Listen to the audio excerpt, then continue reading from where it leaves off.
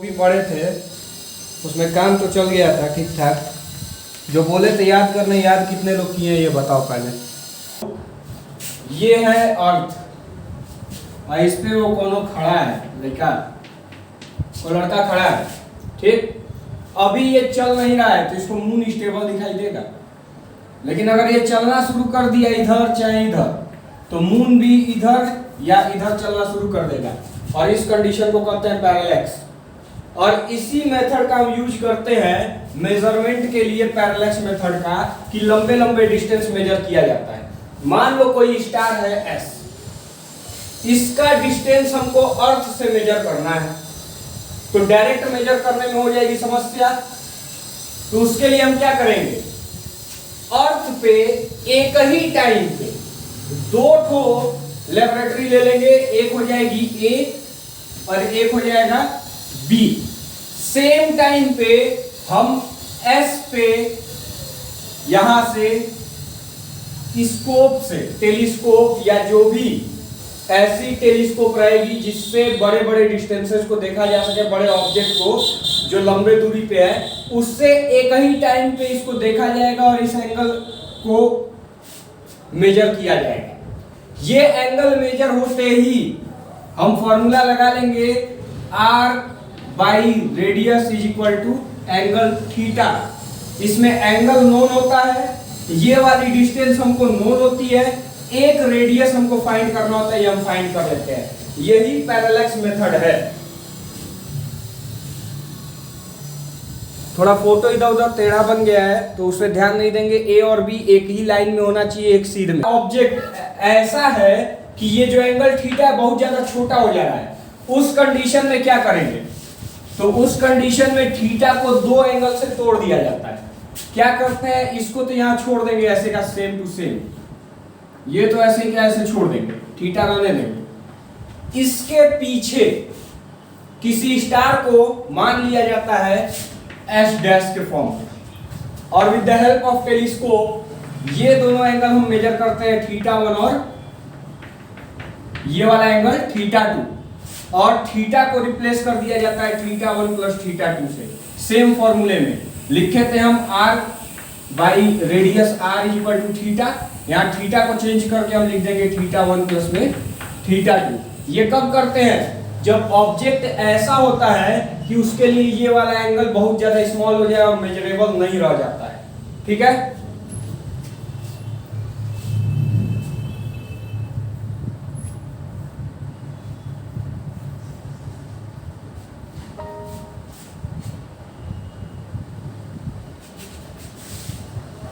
पहला एको होता क्या है, कंडीशन क्या है एको बनने के लिए, ये 10th में पढ़े हैं, खासकर आईसीएससी वाले। सीबीएसई वालों में तो एको है ही नहीं है। 9th में तुम लोग में है सीबीएसई वालों, और शायद 9th में है इधर भी, आईसीएससी में भी। अब 9th में 10th में पता नहीं। एको होता क्या है, कंडीशन क्या है एको बनने के लिए, और किसका किसका एको पॉसिबल है। तो साउंड का नहीं, साउंड के कंडीशन में हम ये वाला लेंगे तो साउंड में नॉर्मल साउंड हो जाएगा जो हम लोग बोलते हैं, फिर तुम्हारा अल्ट्रासोनिक हो जाएगा जिसपे रेडार काम करता है, और थर्ड हम ले लेंगे लेजर मेथड। लेजर मतलब लाइट। तो पहला हो जाएगा तुम्हारा साउंड नॉर्मल वाला जो भी है, जिसकी स्पीड 332 मानी जाती है। इसके बाद हो जाएगा अल्ट्रासोनिक, अल्ट्रासोनिक साउंड, और थर्ड हम ले लेंगे लेजर मेथड, लेजर मेथड। इन्हीं 3 मेथड से हम मेजर करते हैं डिस्टेंस, किसमें, एको मेथड में, ठीक है। पहला क्या रहेगा कि एको होता क्या है, तो जब कोई सोर्स साउंड क्रिएट करता है और after a certain time period वो अपने साउंड को दोबारा सुनता है with the help of reflection through different objects, उसको हम एको कहते हैं। एको के लिए कंडीशन ये है कि जो रिफ्लेक्टर है, रिफ्लेक्टर मतलब जिससे साउंड टकरा के वापस आएगा, मिनिमम 17 मीटर पे होना चाहिए, ठीक है। तो रिवर्बरेशन और एको में डिफरेंस होता है। जो आवाज की गूंज होती है, खाली कमरे में चिल्लाना, और वो कमरे का सीलिंग अगर 17 मीटर पे नहीं है तो उसको हम सिर्फ कहते हैं आवाज गूंज रही है। अगर सीलिंग 17 मीटर पे है तो हमको एग्जैक्ट क्लियर एको सुनाई देगा। तो इसमें कोई दिक्कत नहीं है कि एको क्या होता है, कंडीशन क्या होगी। इसका साउंड का यूज कैसे करते हैं, तो मान लो कि शॉर्ट डिस्टेंस है, बहुत ज्यादा लंबा डिस्टेंस नहीं है, तो क्या किया जाता है, एक साउंड सोर्स से साउंड इमिट कर दी जाती है। ठीक है, तो साउंड गया, मान लो यहाँ पे रिफ्लेक्टर रखा है, मतलब जिस ऑब्जेक्ट का हमको डिस्टेंस मेजर करना है, तो यहां से साउंड जाएगा, यहां तक टकराएगा, फिर यहां से वापस यहां तक लौटेगा, और यहां पे रिसीवर रखा होगा, वो साउंड को रिसीव कर लेगा। करेंगे हम क्या, यहां से लेके यहां तक के डिस्टेंस को s मान ले, तो टोटल डिस्टेंस कितना ट्रेवल किया, s डिस्टेंस गया है और s वापस आया है, तो 2s हो जाएगा यहाँ पे डिस्टेंस। साउंड की स्पीड एयर में, अगर ये जो आसपास में जो भी एटमॉस्फेरिक कंडीशन है वो एयर है, या मीडियम जो है वो एयर है, तो जब मीडियम एयर ले लेंगे तो v इक्वल टू यहाँ 332 मीटर पर सेकेंड रख लेंगे साउंड की स्पीड। ठीक है, उसके बाद डिस्टेंस हो गया, स्पीड हो गया, टाइम का measurement with the help of clock कर लिया जाता है कि यहां से जब साउंड इमिट हुआ और जब वापस आया तो कितना टाइम लिया है जाके आने में। तो यहां से हम क्या करेंगे, t का मेजरमेंट कर लेंगे, और जानते ही हो कि जब डिस्टेंस, वेलोसिटी और टाइम दिया होता है तो डिस्टेंस अपॉन में टाइम इज इक्वल टू हो जाता है स्पीड या वेलोसिटी। इसको डिस्प्लेसमेंट कर दोगे तो वेलोसिटी हो जाएगा, ये डिफरेंस आगे हम बताएंगे। तो क्या हो जाएगा, डिस्टेंस अपॉन में time is equal to speed. तो जब डिस्टेंस फाइंड करना है तो डिस्टेंस इज इक्वल टू हम लिख सकते हैं स्पीड इनटू टाइम, ये लिख सकते हैं। अब यहाँ पे हम कितना लिए हैं, डिस्टेंस को ले रखे हैं, एक बार s डिस्टेंस गया है और एक बार s डिस्टेंस आया है, तो इसको हम चेंज करके लिख देंगे 2s is equal to, speed की जगह पे लिख लो, हाँ हाँ डीजल बोलो। इसका डिस्टेंस मेजर करने के लिए हम क्या करेंगे, एक यहाँ सोर्स रखा जाएगा जो साउंड इमिट करेगा, और एक रिसीवर रखा जाएगा जो साउंड रिसीव करेगा। ठीक है, यहां से साउंड इमिट कर दिया जाएगा जो यहां पे जाके रिफ्लेक्ट होगा, और यहां से वापस आएगा जब, तो ये इसको रिसीवर रिसीव कर लेगा। ठीक है, यहां से जाने और आने में टोटल टाइम को t मान लिया जाता है।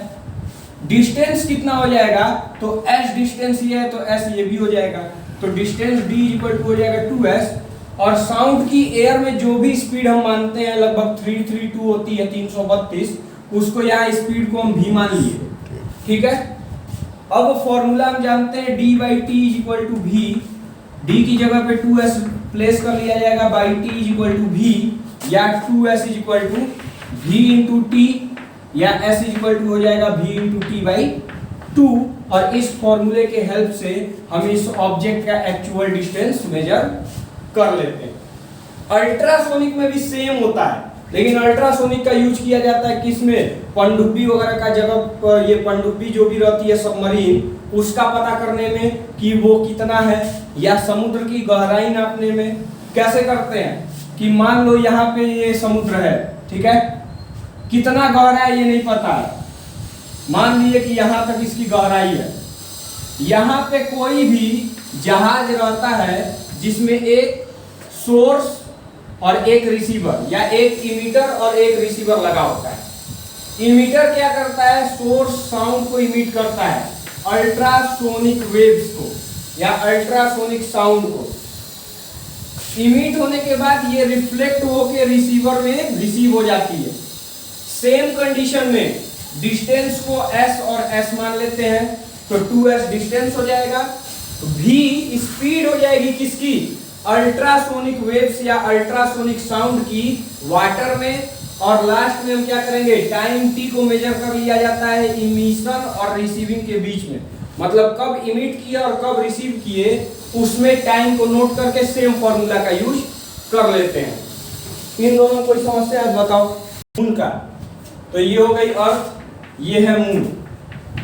यहां से लेजर को इमिट किया जाता है, लेजर क्या है, लाइट, ठीक है, इसको इमिट किया जाता है। ये कितने देर में मून पे गई और वो लेजर कब तक रिफ्लेक्ट होके वापस आया, टाइम को फिर मेजर कर लेंगे with the help of clock. Second thing, इस डिस्टेंस को s मान लिया जाएगा और लाइट की स्पीड तुमको पता होती है कि कितनी होती है, c मानते हैं, जिसको 3 × 10⁸ लिखा जाता है। और फॉर्मूला फिर हम लिख देंगे 2s = v के प्लेस पे c, तो c × t, या s = हो जाएगा c × t/2। इससे मेजर किया जाता है बड़े बड़े ऑब्जेक्ट्स के डिस्टेंस, कि जो ऑब्जेक्ट खूब दूर हो उसका डिस्टेंस का डेटिंग क्या होता है, या कार्बन डेटिंग किसको कहते हैं। जैसे कहा नहीं जाता है कि कुछ समय बाद ताजमहल खंडहर हो जाएगा, ठीक है, जो आने वाली पीढ़ी रहेगी वो ये वाला मॉन्यूमेंट नहीं देख पाएगी। कैसे बताते हैं वो क्या करते हैं कि 3 चीजों को याद समझेंगे, समझ में आ जाएगा कि आज का प्रेजेंट डे में क्या करते हैं, सैंपल ले लेते हैं उस मॉन्यूमेंट से। सैंपल लेने के बाद इसमें कार्बन 14 को देखा जाता है। कार्बन 14 क्या होता है, आइसोटॉप होता है कार्बन का, जो रेडियो एक्टिव होता है, ठीक है। और 2 दिन बाद का एक सैंपल ले लिया जाता है, उसमें कार्बन 14 को देखा जाता है। देखा ये जाता है कि ये कार्बन जो 14 है ये किस स्पीड पे बीटा डीके कर रहा है, मतलब बीटा पार्टिकल्स को इमिट कर रहा है, ठीक है। बीटा पार्टिकल को इमिट करना या रेडियो एक्टिव वेव्स को इमिट करना, ये जिस स्पीड में बीटा पार्टिकल को इमिट करता है उसके हिसाब से बताया जाता है कि ये कितने दिन में डीके हुआ होगा।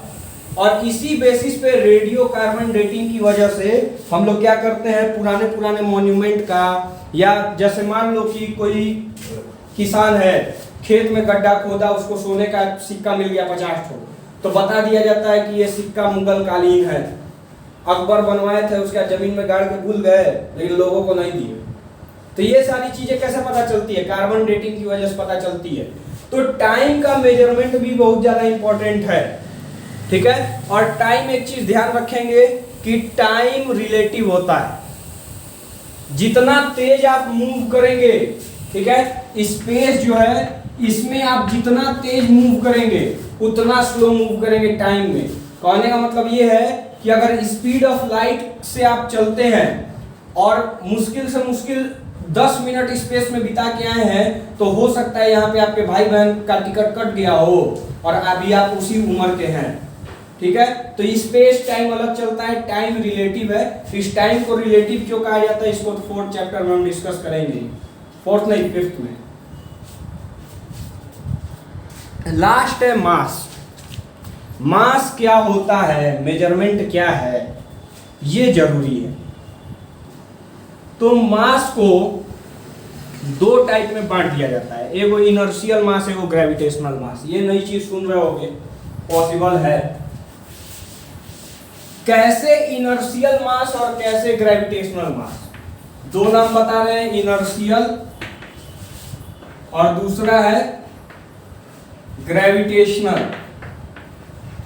2 टाइप का मास हम यहाँ पे बोल रहे हैं। सबसे पहले मास क्या होता है, the actual amount of matter contained by any body, ठीक है। या अगर बहुत ज्यादा श्योर, सर्टेन और परफेक्ट डेफिनेशन आपको चाहिए तो लिखेंगे कि the quantity which is responsible for the inertia of any object, मतलब हीट पने के लिए जो भी क्वांटिटी में आपकी रेस्पॉन्सिबल होती है आपके ढीठ होने के लिए। इनर्शिया क्या है, ढीठ होना, कि हम जैसे हैं हम वैसे रहेंगे, हम अपने आप को बदलेंगे नहीं। सो रहे हैं तो सुतले रहेंगे, उठबे नहीं करेंगे जब ले 4 लाख में पड़ जाए, तो वो इनर्शिया होता है। मास को इनर्शियल ग्रेविटेशनल किस बेसिस पे हम बोल रहे हैं, तो अब थोड़ा फोर्स के फॉर्मूले पे ध्यान दें। F हो जाता है मास इंटू एक्सीलरेशन। तो एक्सीलरेशन को एक बार ए लिखा जाता है जो किसी फोर्स के इन्फ्लुएंस में हमको मिलता है। दूसरा F हम लिख सकते हैं mg, g क्या हो जाएगा, ग्रेविटेशनल एक्सीलरेशन। अब यहां से दोनों तरफ से मास निकाल लो, यहां से m आएगा F/a और यहां से m आएगा F/g, ठीक है। तो डेफिनेशन हम देंगे the ratio of force experienced by the body due to gravitational acceleration and gravitational acceleration is known as gravitational mass। मतलब ग्रेविटेशनल एक्सीलरेशन की वजह से जो बॉडी फोर्स फील करती है उसको और ग्रेविटेशनल एक्सीलरेशन का रेशियो ले लेंगे तो जो भी हमको अमाउंट मिलेगा वो क्या होगा, उस ऑब्जेक्ट का ग्रेविटेशनल मास होगा। जबकि सेम कंडीशन में कोई ऑब्जेक्ट अगर मूव कर रहा है उसके कंडीशन में एक्सीलरेशन और फोर्स के में जो हम रेशियो लेते हैं F/a, इसको इनर्शियल मास कहा जाता है। कोई कंफ्यूजन हो तो बताओ।